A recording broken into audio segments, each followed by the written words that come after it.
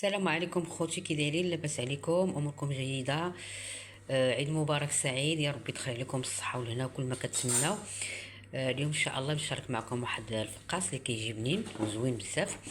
الا باقي ما درتوش الحليوه ديال العيد، علاش لا؟ جربوه حتى هو راه كيجي بنين. مقادير بسيطه والطريقه ديالو سهله. على بركه الله ندوزو المقادير. عندنا هنايا 5 ديال البيضات، عندنا ساشيه ديال لافاني، عندنا زلافه ديال الزيت،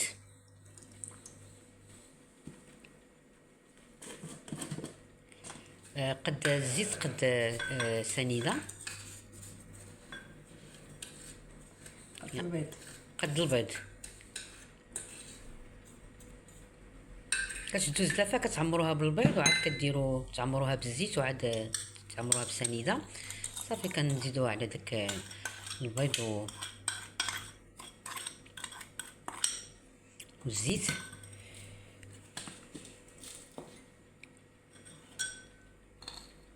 تنديروا معلقه كبيره ديال النافع يكون مطحون. النافع راه كنشريو على يدينا وكنطحنوه.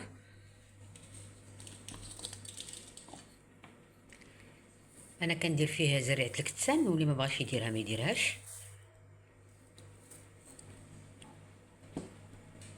جوج ديال المعالق كبار. وكندير الزنجلان حتى هو ملي كيكون محمر. كاس ديال نتوما، كاس ديال العنبه. كنضيفوا الماء ديال الزهر، واحد نص كاس ديال الماء الزهر يكون من نوعيه جيده، هو كنضيفوه.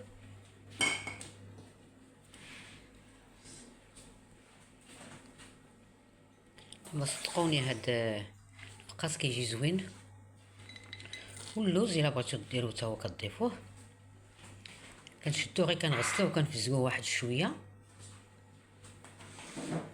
صافي هادو هما المقادير اللي كنديرو، ومن بعد كنخلطو بهاد الطريقه هادي. كتخلط لنا جميع العناصر.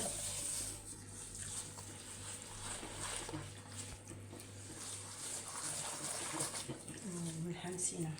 سمحوا لي نسيت واحد القبصه ديال الملح كتضيفوها باش كتصح لنا الذوق. ضروري من الحلويات كتكون ديك القبصه ديال الملح ضروري.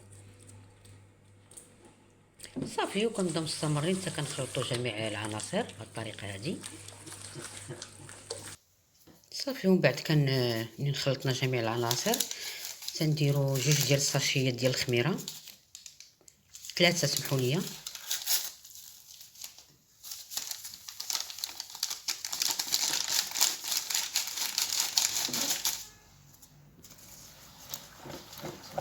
صافي كنخلطوا مزيان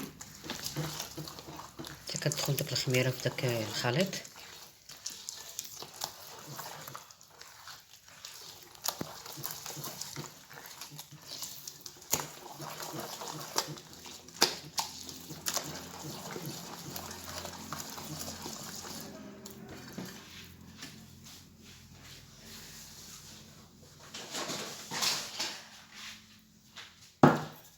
صافي ومن بعد كنضيفوا الدقيق يكون من نوعيه جيده، يكون طبيعه الحال مغربل.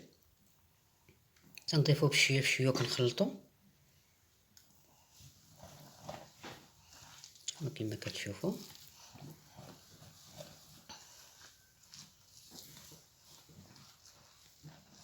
كنبقاو مستمرين في داك الدقيق حتى كتجي عندنا العجينه بهذا الشكل هذا. نحاولوا معاها بشويه بشويه، ها نتوما حتى كتولي هكا.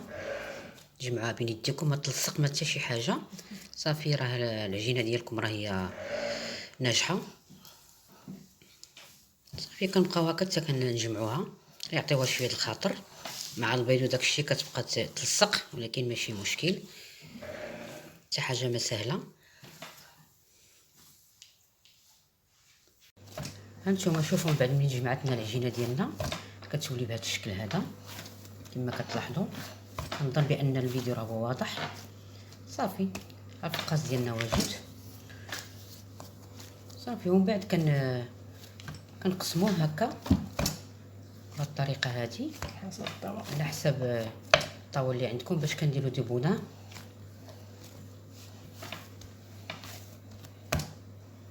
نتوما كما قلت لكم الطحين على حسب الخليط، ميمكنليش نعطيكم كميه حيت كاين الطحين اللي كيشرب كاين الطحين اللي ما كيشرب. صافي كنبقاو نقسموها هكا حتى كنساليو. ومن بعد كنشرحوا هذه بودان هكا، ما يكونش غليظ وما يكونش رقيق. صافي كنشدو واحد البلاطه كنديروها اما بداك بابي كويسون ولا كدهنوها بالزيت اللي متوفر عندكم. صافي كنبقاو مستمرين بهذه الطريقه هذه حتى كنكملوا كاع داك الكرات اللي عندنا. ومن بعد كتقبوها باش ما كتفرع لكمش في الفران.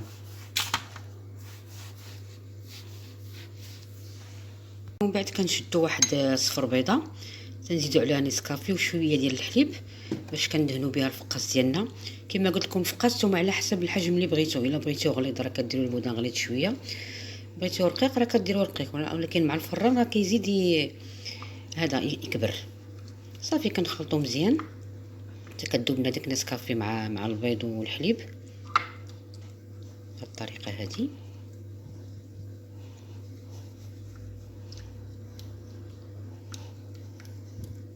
ومن بعد كنبداو نديروه فوق الفقاس ديالنا باش كيعطيو واحد اللوين زوين.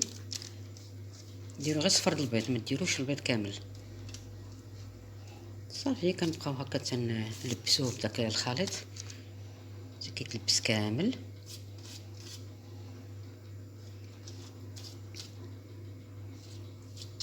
صافي كنبقاو مستمرين حتى كنكملوا كاع داك لي بودان اللي عندنا. صافي ومن بعد كنبداو نتقبو، كندير فيه تقيبات هكا كما قلت لكم باش ما يتفرقعناش في الفران. اي حاجه عندكم ماشي مشكل. كنشدو واحد لافورشيط وكنبقاو نشكلوه بهذا الشكل هذا.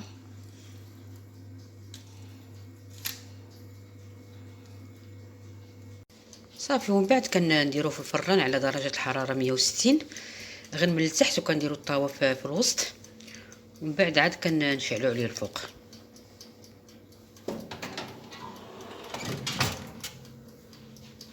من بعد ملي خرجناه من الفران شوفوا كيفاش كيجي بهذا الشكل هذا. المهم خليوه حتى يطيب، المهم ما يكونش محروق وصافي، يكون شاد في راسو باش يسرع لنا في التقطاع. هذا هو الشكل النهائي ديالو. ومن بعد كتغطيوه بشي منيدل ولا شي حاجه حتى لا غد ليه عاد كتقطعوه. صافي ومن بعد من بيتنا الفقاس ديالنا كنقطعوه بهذه الطريقه. واحد الملاحظه عافاكم، انا درت اللوز هكاك صحيح، ما خصكمش ديروه صحيح لان كيهرس الفقاس. حاولوا تقسموه على جوج على الطول ديالو عاد ديروه. انا باش بغيت نقطعو لقيت واحد الصعوبه، عاد درتو فريغو عاد بدا كيتقطع ليا بهذه السهوله هذه كما كتشوفوا. انا وضحت لكم مساله باش ما تطيحوش في نفس الغلط. هانتوما كنقطعوه بهذه الطريقه هذه. الحقيقه الموس يكون ماضي بزاف، يكون جديد. تخليوه ديما نتوما غير الفقاس، ما تستعملوه حتى شي حاجه باش ما كيتقطعش الفقاس معاكم. صافي كنبقاو مستمرين بهذه الطريقه هذه حتى كنكملوا الفقاس ديالنا كامل، وكنديروه في واحد اللاطه. من بعد عاد كندخلوه للفران. صافي ومن بعد ملي كملنا التقطاع ديال الفقاس ديالنا كنديروه في الفران ديالنا لتحت درجه الحراره 180. نتوما قابلوا الفران باش ما يتحرق لكمش. نتوما من بعد ملي طاب لنا الفقاس ديالنا شوفوا كيفاش كيجي زوين بزاف. المهم الا عجبكم نتمنى الله يعجبكم، بارطاجيوه مع الاحباب والاصدقاء.